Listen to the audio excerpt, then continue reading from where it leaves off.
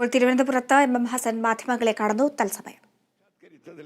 ഉമ്മൻചാണ്ടിയുടെ ഒരു ദൃഢനിശ്ചയമുണ്ട്.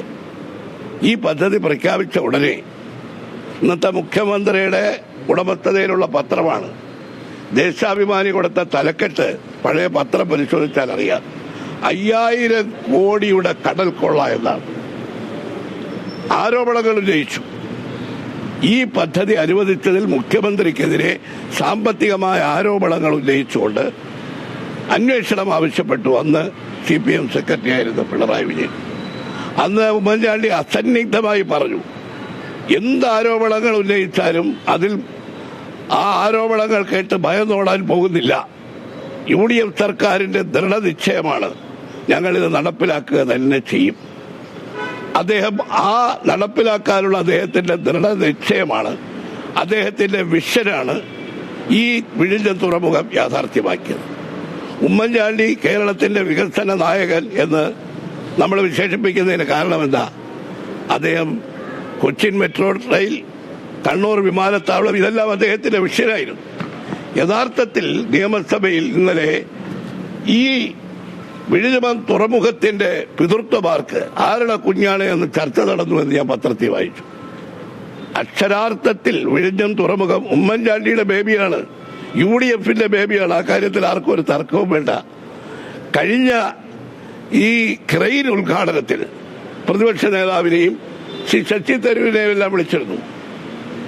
മുഖ്യമന്ത്രിയുടെ സാന്നിധ്യത്തിൽ ഈ വിഴിഞ്ഞം തുറമുഖം യാഥാർത്ഥ്യമായതിൽ UDF സർക്കാരിന്റെ പങ്കിനെക്കുറിച്ച്, ഉമ്മൻചാണ്ടിയുടെ പങ്കിനെക്കുറിച്ച് പ്രതിപക്ഷ നേതാവും ശ്രീ ശശി തരൂരുമെല്ലാം അവിടെ പരാമർശിച്ചതുകൊണ്ടാണ് ഇപ്പോൾ ഈ ട്രയൽ റണ്ണിന്റെ ഉദ്ഘാടനത്തിന് പ്രതിപക്ഷ നേതാവിനെ ക്ഷണിച്ചിട്ടില്ല.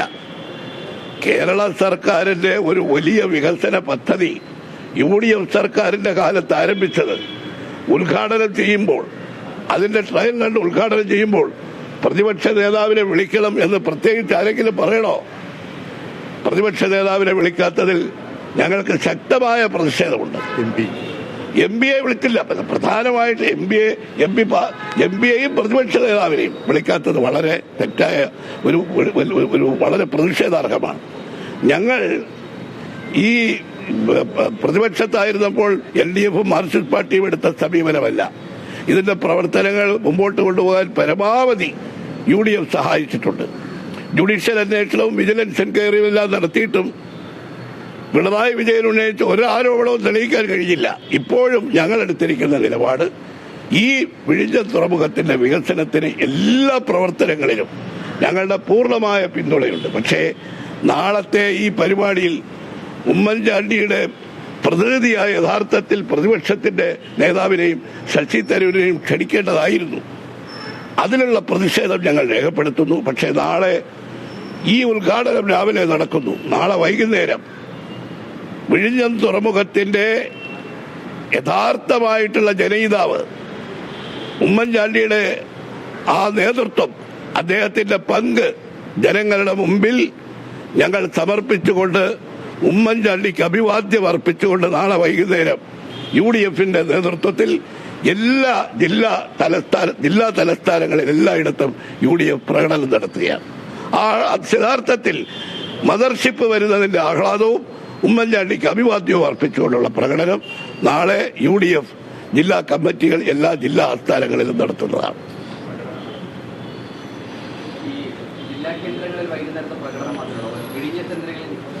ഒരു പരിപാടിയില്ല വിഴിഞ്ഞത്ത്, ഒരു പരിപാടി. ഞാൻ പറഞ്ഞല്ലോ, ഞങ്ങളൊരു പ്രതിഷേധ പ്രകടനത്തിനോ ബഹിഷ്കരിക്കാനോ ഒന്നും ഇല്ലാതെ വ്യക്തമാക്കിയല്ലോ.